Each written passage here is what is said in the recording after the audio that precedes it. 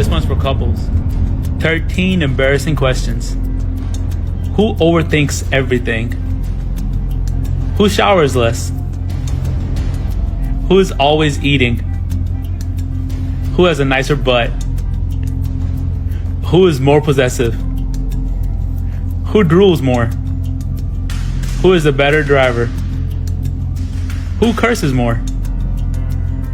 Who always sleeps in? Who is always on their phone? Who has the worst singing voice? Who takes the most selfies? Who is the lawbreaker? What does it take for someone to finally say, enough? A woman who loved deeply, trusted too easily, and gave until there was nothing left to give. A mother of 8, yes 8, who kept her family afloat through heartbreak, hardship, and hope. But on a warm summer day in Cordova, Tennessee, that hope would be shattered in seconds. She was trying to leave. She was trying to live. And someone made sure she wouldn't. This is the story of Marquisha Thomas, a vibrant soul silenced in a moment of unimaginable betrayal. But what really happened that day? And what was hiding behind the man who claimed to love her? Stick with us. Because this is not just a story about loss. It's a story about the warning signs, the moments missed, and the final devastating decision that changed everything.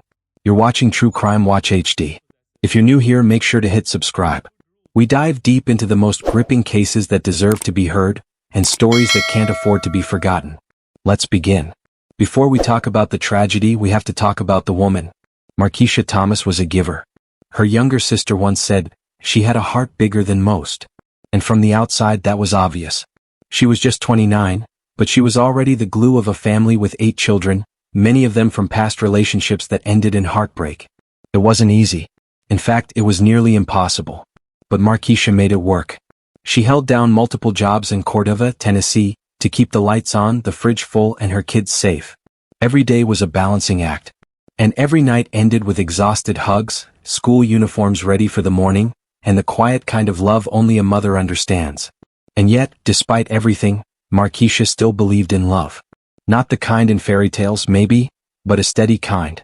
A real kind. A kind that wouldn't leave her feeling used or abandoned. That hope is what led her to Byron Pipkin. To outsiders, Byron seemed like a blessing. He was older, 33, and confident. Polite. He didn't shy away from the fact that Marquisha had a full house. In fact, he welcomed it. He played the role of bonus dad, showed up for school events, posted pictures of family dinners online.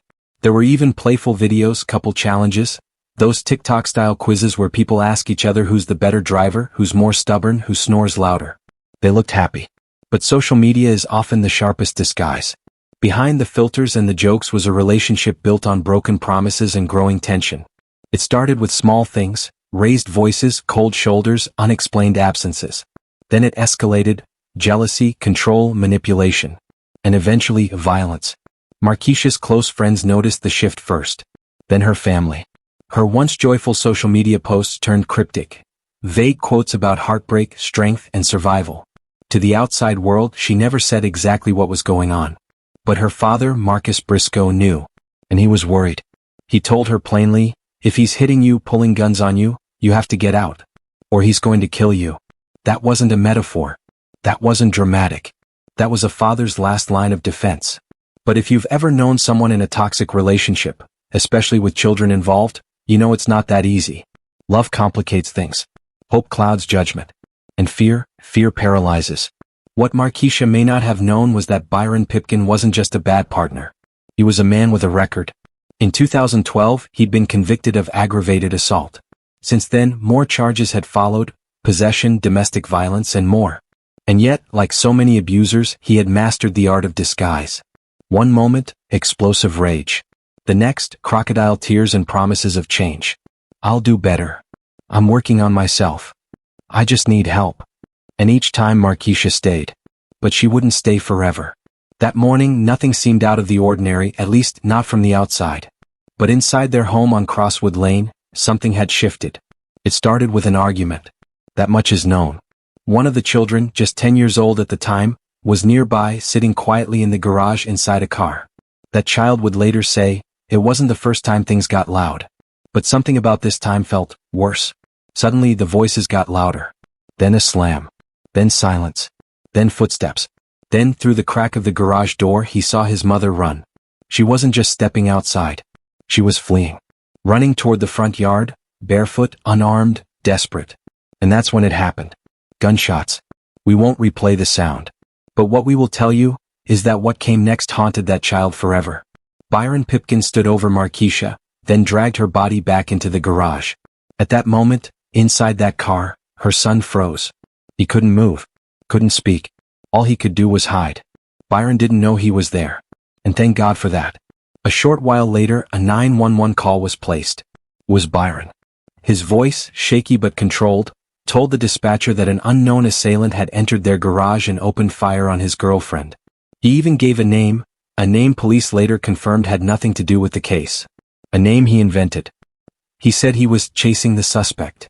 He wasn't. He was fleeing, with Marquisha's 6-year-old daughter in the backseat of his white Mercedes. And while the city of Cordova started buzzing with the sound of sirens, Byron made a detour. He dropped the little girl off at the home of someone he knew, then vanished. For a moment it looked like he might get away. But this time, someone was watching. By the time first responders arrived at the house on Crosswood Lane, they found chaos, followed by silence. A neighbor had flagged them down. The report was vague: shots fired, a woman down, children inside. But inside the garage they found more than a crime scene. They found a mother riddled with bullets, barely clinging to life. Marquisha Thomas had been shot multiple times at close range. Paramedics rushed her to the hospital, but deep down they knew the odds were impossible. Within hours, the woman who had fought through poverty, abandonment, and abuse lost her final battle. She was pronounced dead shortly after arrival. The officers began their questioning quickly. Who was she? Who lived here? Who made the 911 call? The answer came fast. Byron Pipkin, the boyfriend. The father of her youngest child. The man who claimed he'd witnessed her being shot by a stranger and had chased the alleged shooter from the scene. But something wasn't right. The story was too clean. Too rehearsed. The name he gave? Didn't exist. The direction he fled? Didn't match the neighbor's accounts. And most importantly, why would a killer shoot someone and then leave the only witness behind alive? As detectives canvassed the neighborhood, details started trickling in, tiny red threads unraveling Byron's version of events. Multiple neighbors recalled hearing yelling earlier that morning. One even saw a woman, barefoot, running like her life depended on it, seconds before the gunfire erupted. Another witness swore they saw a man drag her limp body across the driveway and into the garage. But the most devastating testimony came from inside the house. 3 of Marquisha's children had witnessed pieces of the attack. The 10-year-old who hid in the garage? He would later testify in court. His words were clear and his recollection disturbingly vivid. I saw him raise the gun. I saw her fall. I couldn't move. I was in the car. Another child remembered Byron walking inside immediately afterward, telling Marquisha's 6-year-old daughter, "Come with me." There were no signs of panic. No chase. No effort to help. Only flight. Byron had taken the child, his own daughter, and left his girlfriend bleeding on the garage floor. For a full 24 hours, Byron Pipkin was off the grid. No phone pings. No credit card usage. No social media activity. But there was one detail he hadn't considered: the 6-year-old child he'd taken with him. It was that child, dropped off hours later at the home of a family friend, that gave investigators their first break. The friend thought the handoff felt strange. Byron hadn't stayed long. No bags. No explanation. Just a tight-lipped, "I'll come back for her later." He never did. The friend called it in. And suddenly, Byron's time was up. The tip led police to the Economy Inn on Ketchum Road, just outside Memphis. It was the kind of place where people went to disappear. No IDs required. Cash preferred. Byron had checked in under an alias, one he had used before during past run-ins with the law. When law enforcement arrived, they didn't rush in. They knew Byron had a history of violence. A previous conviction for aggravated assault. Warrants for domestic abuse. And now, possibly, a weapon. The SWAT team surrounded the building. Negotiators took their positions. Phones rang, commands were shouted. But Byron didn't respond. He barricaded himself inside. For over 3 hours, police tried to talk him out. Loved ones were brought in. Old friends. Family members. All pleading with him to surrender peacefully.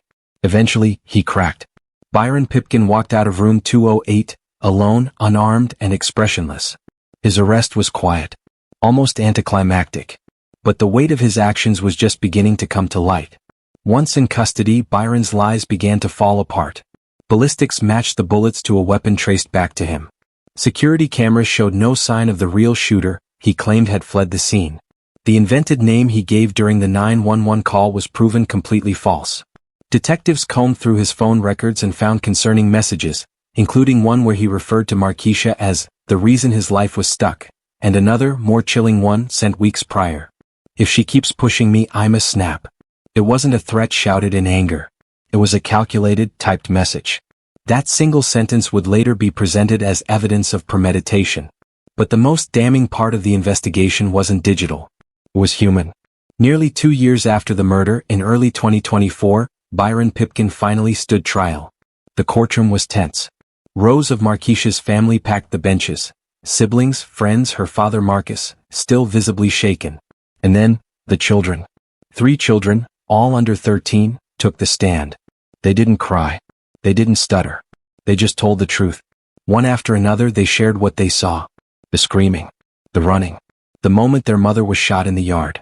The way Byron dragged her into the garage. The way he took their sister and left. The most emotional moment came when the 12-year-old, who was 10 at the time, faced the jury and described the moment he knew his mother was gone. She wasn't moving. And I knew. I knew she wouldn't get back up. There wasn't a dry eye in the courtroom. And there was little left to defend. After a week-long trial, it took the jury less than a day to reach their decision. On February 27, 2024, Byron Pipkin was found guilty on all charges. First-degree premeditated murder. Especially aggravated kidnapping. Convicted felon in possession of a firearm. Possession of a firearm during a violent felony. He is scheduled to be sentenced on April 1, 2024. For Marquisha's family, the verdict brought a bittersweet relief. Her children would never get their mother back.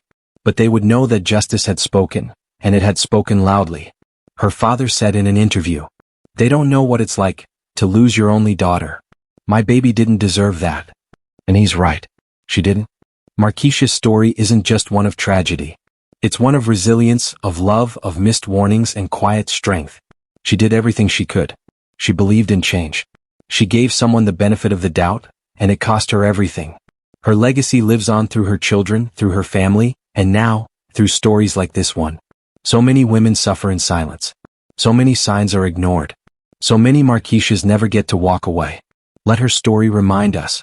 Love should never be dangerous. The trial may have ended, but one question lingered for many. Who was Byron Pipkin really? How does someone go from doting partner and father figure to a man capable of calculated violence? In front of children? Against the woman who trusted him the most? To understand that, we have to peel back the layers. Byron's past wasn't spotless. In fact, it was filled with red flags. Court records revealed a history of violent behavior dating back to at least 2012, charges for aggravated assault, reckless endangerment, and possession of illegal substances. Several ex-partners had accused him of emotional and physical abuse. But none of it had led to long-term consequences. The charges were reduced. The warnings were overlooked. And Byron kept going, one relationship to the next, always with the same charm, the same promises, the same patterns. Until Marquisha. She saw the good in him. Or what she thought was good. But psychologists often say that abuse isn't about anger, it's about control. And for abusers, control thrives in secrecy. When Marquisha started speaking out, posting cryptic messages, reaching out to loved ones, and finally, making the decision to walk away, that's when Byron knew he was losing grip. And for men like Byron, losing control feels like a personal attack. So he did the unthinkable. Domestic violence experts weighed in on the case. Many saw the same disturbing pattern. Isolation, intimidation, gaslighting, escalation. Byron had cut Marquisha off emotionally, slowly manipulated her support system, and flipped between affection and abuse in a cycle known to trap victims. It's a tactic designed to wear someone down until they question their own reality. And in households with children, it's even more dangerous. Studies show that in nearly 70% of domestic violence homicides, children were either present, nearby, or affected indirectly. In Marquisha's case, her children weren't just nearby, they were witnesses. They watched it happen. And now, they carry that trauma with them. Marquisha Thomas had 8 children. 8 lives that revolved around her. She wasn't just their mother, she was their foundation. Her youngest daughter, just 6 years old at the time, was taken from the scene by the man who had just harmed her mother. For hours she sat silently, unaware that her world had just changed forever. Her 10-year-old son, hiding in a car, saw the horror unfold up close. He didn't just witness a crime. He witnessed the collapse of everything he knew as home. And in the weeks that followed, he would be forced to relive it. In interviews, in courtroom testimony, in therapy rooms where professionals tried to help him put words to the unspeakable. Experts say the impact of childhood trauma like this is profound. PTSD, anxiety, emotional detachment, it can take years, even decades, to begin healing. But those children, they were brave. They stood up in court. They told the truth. And they did it not just for justice, but for their mom. On April 1, 2024, the final chapter of Byron Pipkin's legal battle was written. The courtroom was silent as Judge Mitchell delivered the sentence. Life in prison without the possibility of parole, along with additional years for kidnapping and weapons charges. There would be no appeals, no retrials, no second chances. For Marquisha's family, it was a moment of finality, but not of closure. Her father, Marcus Briscoe, told reporters outside the courthouse, "It's not over. Not for us. We still go to bed without her. We still see her kids cry. This is just one step. But it helps." And he's right. Justice doesn't erase trauma, but it acknowledges it. It validates the loss. And in a world where so many victims never get that validation, Marquisha's story stands as a rare and powerful exception. One question haunts this case more than any other. Could this have been prevented?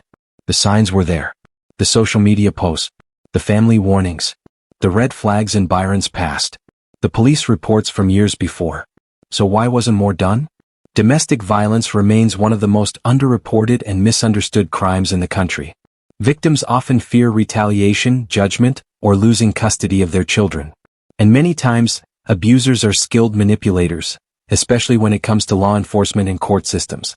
What Marquisha needed was a network. A system that believed her. A pathway out. And most importantly, time. Time she was never granted. Shortly after her passing, a letter was found among Marquisha's personal belongings. It was never mailed. Never posted. Just scribbled on the back of a notebook page, tucked in a drawer beside a baby monitor and unopened bills. Read, "If anything ever happens to me, please tell my babies I love them. Every single day. Even the hard ones. Tell them I tried. That I stayed for them. That I wanted more. That I wanted to leave but I didn't know how. I hope one day they'll understand I never stopped trying." We don't know when she wrote it. But we know why. She knew something wasn't right. She just didn't know how close the end really was. Marquisha's story is heartbreaking, but it's not rare. Every day, people are trapped in abusive relationships, afraid to speak out, unsure of how to escape. And every day we risk losing someone else because of it. So what can we do? Believe survivors. Don't question their pain. Validate it. Know the warning signs. Isolation, control, jealousy, threats. None of them are just stress or passion. They're precursors to violence. Offer safe exits. Sometimes a ride, a phone call, or a couch to sleep on can change the course of someone's life. Speak up when it's hard. Silence protects the abuser, not the victim. Marquisha Thomas deserved better. Her children deserved better. We owe it to them to listen, learn, and act, before the next story becomes another memorial. She was more than the headlines. More than a victim. More than a tragic case. She was a mother. A sister. A friend. A woman who loved hard, worked harder, and fought to protect the life she built, until the day someone took that fight away. Let us remember her not for how she died, but for how she lived. And let us never forget what silence can cost. If this story moved you, please take a moment to share it. Leave a comment below. Your voice matters. Whether it's a memory, a message, or a resource for someone in need, it could be the lifeline someone else is waiting for. Subscribe to True Crime Watch HD for more deeply reported, respectfully told true crime stories that shine a light where others won't. And as always, stay safe, stay aware, and never stay silent.